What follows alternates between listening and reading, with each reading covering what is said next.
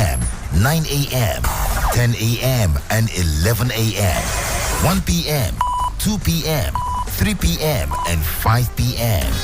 News at noon, 12 noon. News from across the states, 4 p.m. And our major news at 6 p.m. Citizen FM 93.7. Always precise in news broadcast. This is 93.7 Citizen FM, Abuja.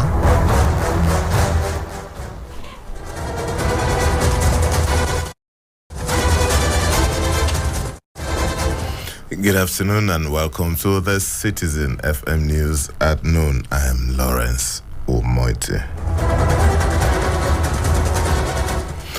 The Chief of Defense Staff, General Lucky Rabo, says human rights violations allegations leveled against the Nigerian military by Reuters were not only shocking but also spurious. General Rabo said this when he appeared before the National Human Rights Commission investigative panels on rights violations in counterinsurgency. The commission inaugurated the panel on February 8th following allegations of gross human rights violations on military operations in the Northeast by Reuters. The responsibility of the armed forces to begin to determine who is being stigmatized or who is not being stigmatized. So we have no hands whatsoever in us, and I do not think we exist. With respect to the armed forces, certainly there is nothing of this nature. It's wrong. It's false. Listen, these people should not look. They should not spoil our heads. They should not discourage us from doing the job. Okay? Because they sit down somewhere, Reuters. Look at the name, Reuters.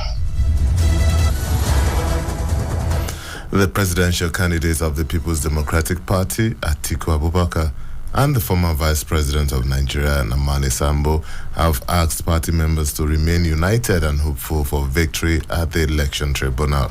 Both Alhaji Abubakar and Sambo spoke at the reception ceremony for newly elected, serving and outgoing governors of the PDP in Abuja.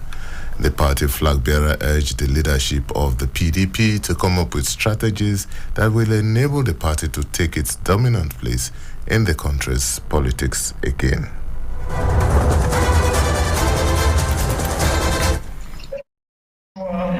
We have a number of challenges. We started as a dominant political party in 1999, and since then we have been receding. I think it is time for us to take a stock and find out why are we receding and how can we make sure that our eminent position as the leading political party in this country, as the oldest political party in this country, we regain our position. Deputy Speaker of the House of Representatives, Idris Wase, has declared for the lower lawmaking body's speakership position. And Mr. Wase formally declared his intention for the position at an event in Abuja.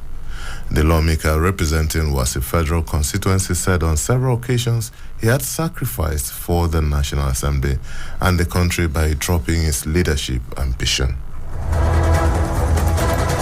Fellow colleagues, I want to believe that the principle of fairness, equity, and justice as anchored in the Constitution of the Federal of Nigeria, Section 14.4 and 3, which says earlier that the composition of government of Nigeria of the Federation of Nigeria or any of the agencies shall be carried out in such a manner as to reflect the federal character of Nigeria, thereby ensuring that there is no predominance of persons or yourself or other ethnic in that government or any of the agencies. This provision is meant to anchor unity, peace, and prosperity. And I want to believe that our party and our leadership will respect the provision of the Constitution and do the needful. Meanwhile, Vice President-elect Senator Kashim Shettima has promised to meet other aspirants in the race for the 10th House of Representatives speakers in a bid to seek a truce. Shettima made the promise when the Joint Tax Assembly Members-elect force met with him in Abuja.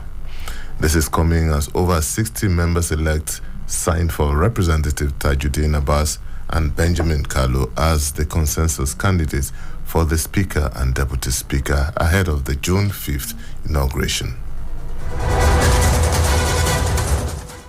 Justice Hamza Muazu of the High Court in Abuja assumed jurisdiction to consider legal actions initiated by certain members of the Labour Party.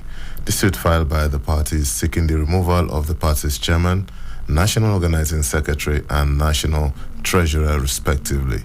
The court held that it is no longer the law that the court cannot adjudicate political parties' matters. The judge further held that if the party had been at peace with itself, there would not be any need for the court to interfere in its affairs.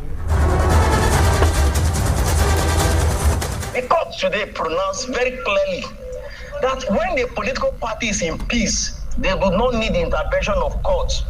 But once there is a crisis in the political party, a crack that makes it impossible, that makes the center no longer to hold, that invitation by any of the interested party for the court to intervene will be entertained by court. So contrary to their position that the court lacked jurisdiction to entertain the matter, contrary to their position that the matter is not justiciable, my Lord, in infinite wisdom today, said no, that the world cannot watch the party crumble without coming or stepping in to intervene. The acting National Publicity Secretary of the party, Obiora Ifo, says Julius Aboro and the leadership of the party are appealing the ruling of Justice Hamza Muazu of the High Court. The court had assumed jurisdiction in the case involving some members of the party. Ifo, who speak in Abuja, said it was certain the party leadership would not get justice from Justice Muazu.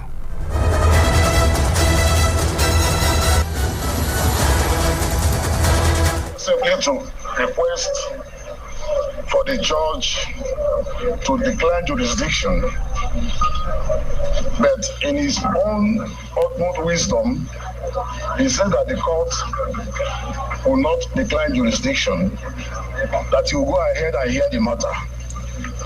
So we have fixed Friday, next week Friday, 19th of May for the continuation of the matter, and that is where we are.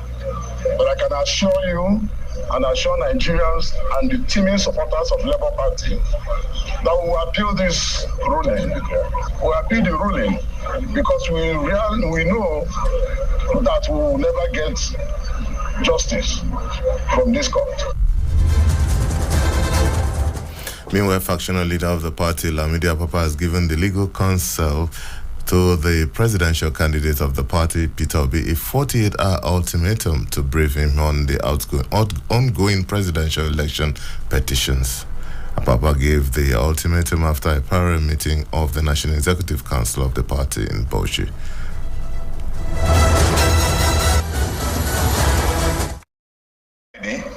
The real suit will start when the issue of forgery, conspiracy, and so on and so forth we commence.